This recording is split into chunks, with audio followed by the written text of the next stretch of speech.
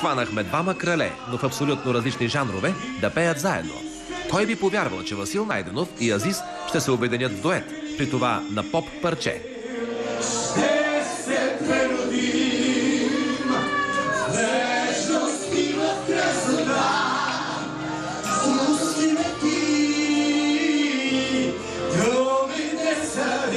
Музиката е красиво нещо и когато е правена от професионалисти, си заслужава.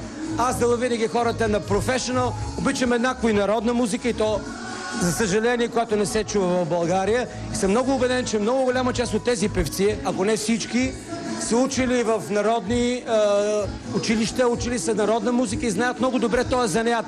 Нестандартната комбинация обаче се радваше на много звездни почитатели. Сред феновете се отличи Христо Сираков, придружен от руса дама. Диана Любенова дойде в компанията на американския си приятел.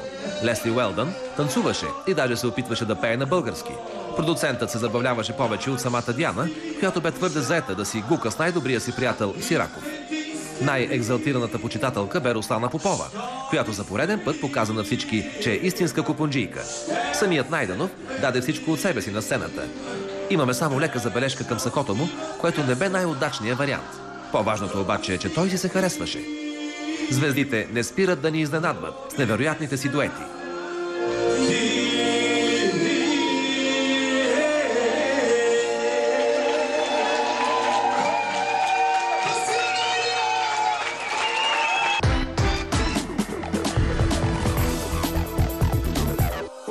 Този сезон доста двойки сложиха край на връзките си. Но добре, че имаше и такива, които отново да ни върнат вярата в идилията и заживели щастливо до края на живота си.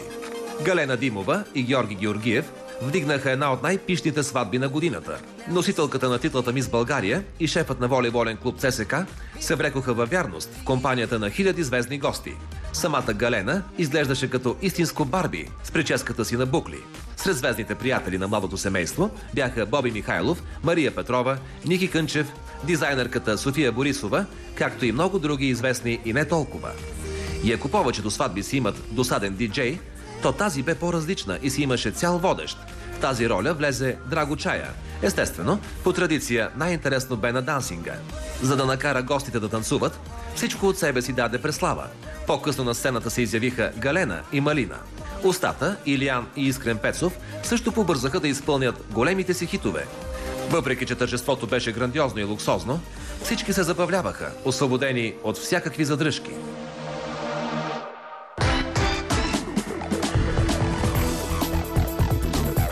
Истинско съзвездие от най-големите имена в родния шоу-бизнес отново застанаха рамо до рамо, за да подкрепят кампанията срещу рака на гърдата от любов към живота.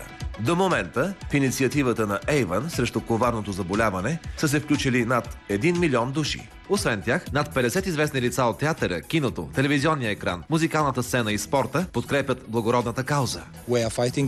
Ние се борим срещу рака на гърдата. Важно е обаче да се обединим. Сами не бихме се справили. Присъединете се към кампанията от любов към живота. Ракът на гърдата не подбира жертви и не прави изключения. Може да засегне майката, дъщерята или приятелка. Чрез ранно диагностициране наистина е възможно спасяването на живот. Затова отидете на лекар и се уверете, че сте добре. Благодарение на съвместните усилия на всички съпричастни в борбата с рака на гърдата, до момента са финансирани над 23 000 прегледа. Освен това е дарена скъпа апаратура като мобилен мамограф и ехограф. Посланиците на добра воля Гергана Гунчева и Биляна Петринска споделиха личния си опит, свързан с борбата срещу рака. В ролята на водещи без излишна суета влязоха Ива и Боги. Диана Любенова призова всички жени да ходят на профилактични прегледи и то редовно. В грандиозния концерт се включиха Графа и Мария Илиева.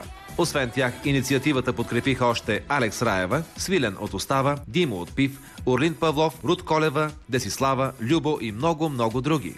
Всички звезди и гости бяха сложили розова панделка като символ на любовта към живота. Все пак той е най-ценното, което имаме. Истински дар, за който трябва да се грижим всеки ден и да бъдем благодарни.